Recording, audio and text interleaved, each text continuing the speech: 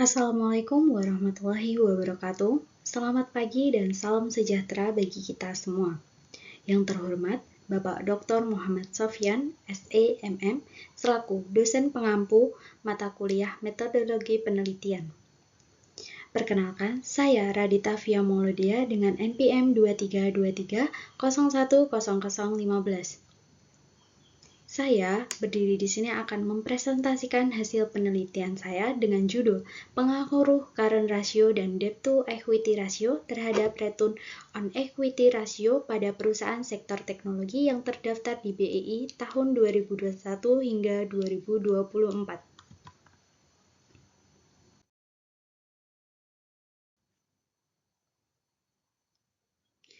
Pada penelitian ini, tujuan yang ingin dicapai adalah yang pertama, menganalisis dan menguji pengaruh CR secara parsial terhadap ROE pada perusahaan sektor teknologi dan menganalisis dan menguji pengaruh DER secara parsial terhadap ROE pada perusahaan sektor teknologi. Yang ketiga, menganalisis dan menguji pengaruh CR dan DER secara simultan terhadap ROE pada perusahaan teknologi. Metode yang digunakan dalam penelitian ini adalah metode analisis statistik deskriptif dan analisis regresi linear berganda dengan pengolahan data menggunakan program statistik JASP. Hasil yang didapatkan, yang pertama, analisis deskriptif. Kedua, ada uji asumsi klasik. Ketiga, analisis regresi linear berganda. Keempat, analisis korelasi. Yang kelima, uji hipotesis.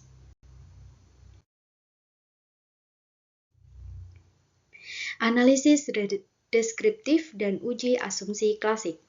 Pada tabel di sebelah kiri, metode ini diaplikasikan untuk menyajikan gambaran umum serta karakteristik dari data yang dikumpulkan. Indikator yang digunakan meliputi nilai rata-rata, mean, standar deviasi varians, serta nilai tertinggi dan terendah pada tiap-tiap variabel yang diteliti.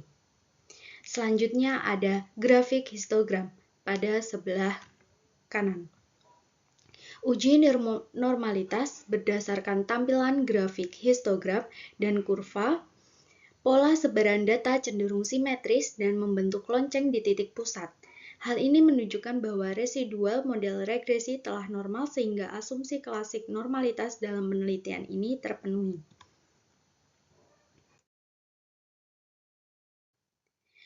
Adapun yang selanjutnya ada uji multikoliniaritas pada tabel di sebelah kanan.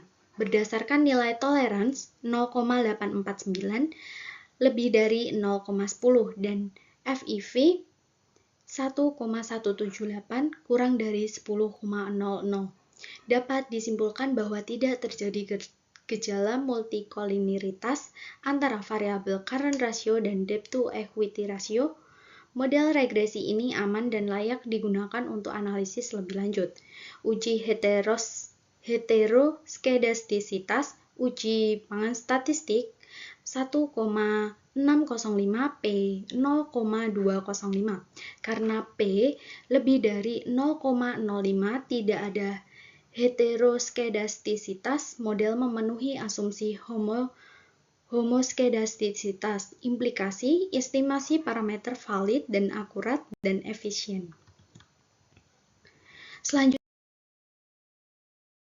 ada uji autokorelasi. Pada tabel di sebelah kanan bawah, nilai R sama dengan 0,490 yang menunjukkan hubungan atau korelasi secara simultan bersama-sama antara variabel independen dengan variabel dependen atau variabel ROE. Karena R-square 0,24 yang berarti secara bersama-sama mempengaruhi ROE 24%, sisanya 76% dipengaruhi oleh variabel lain di luar penelitian. Nilai P sama dengan 0,001 karena nilai signifikan P sama dengan 0,001 jauh lebih kecil dari 0,05. Maka hubungan korelasi dan pengaruh dari variabel CR dan DER terhadap ρ ini dinyatakan signifikan secara statistik. Nilai statistik Durbin-Watson sama dengan 2,099 berada di sekitar angka 2. Nilai signifikan p-value sama dengan 0,712 lebih dari 0,05. Tidak terdapat gejala atau masalah autokorelasi dalam model regresi ini. Selanjutnya ada analisis regresi linier berganda. Persamaan regresi menunjukkan konstanta sebesar minus 0,05328 dengan koefisien CR sebesar 0,01300 dan DER sebesar 0,1795.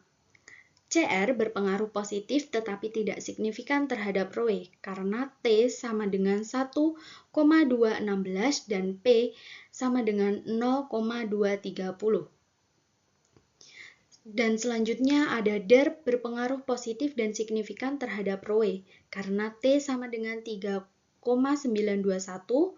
P sama dengan P kurang dari 0,001.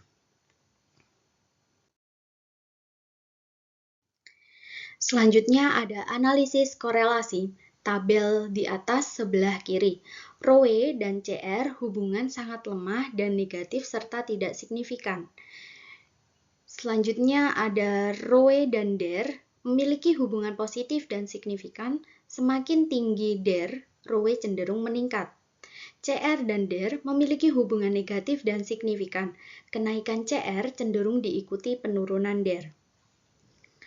Selanjutnya uji koefisien determinasi. Pada tabel di tengah, model regresi memiliki pengaruh yang signifikan. P sama dengan 0,001 kurang dari 0,05, di mana variabel CR dan DER mampu mempengaruhi atau menjelaskan kinerja ρ sebesar 24%, sedangkan 76% lainnya dipengaruhi oleh faktor lain yang tidak diteliti. Selanjutnya, uji simultan atau uji F pada tabel di paling bawah kiri. Uji simultan menunjukkan CR dan DER bersama-sama berpengaruh signifikan terhadap ρ. Nilai P sama dengan 0,001 kurang dari 0,05, sehingga model dinyatakan fit dan layak digunakan. Artinya, CR dan DER dapat digunakan untuk menjelaskan perubahan ρ secara bersama-sama. Pada penelitian ini, kesimpulan, CR dan DER secara simultan berpengaruh signifikan terhadap ρ. Model penelitian menjelaskan 24% variasi ρ, sedangkan 76% dipengaruhi faktor lain. DER berpengaruh positif dan signifikan terhadap ρ, sedangkan CR tidak berpengaruh signifikan terhadap ρ. Terdapat hubungan negatif dan signifikan antara CR dan DER. Seluruh uji asumsi klasik terpenuhi sehingga model regresi layak digunakan. Saran yang pertama, saran untuk manajemen. Gunakan utang atau leverage secara proporsional agar ROE meningkat, tetapi tetap memperhatikan resiko bunga dan arus kas. Kelola aset lancar dengan baik agar tidak terjadi dana menganggur atau kekurangan likuiditas. Yang kedua, saran untuk investor.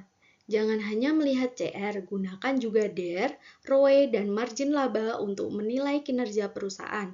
Perhatikan faktor lain seperti kondisi pasar, ukuran perusahaan, dan aktivitas R dan D karena model penelitian belum menjelaskan seluruh variasi ROE.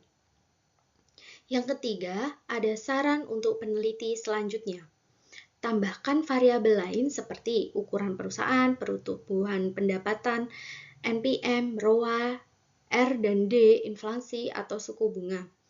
Bisa memakai data panel atau memperpanjang periode penelitian agar hasil lebih kuat dan lengkap.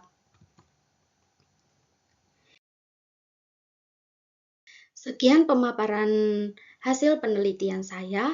Akhir kata, terima kasih. Wassalamualaikum warahmatullahi wabarakatuh.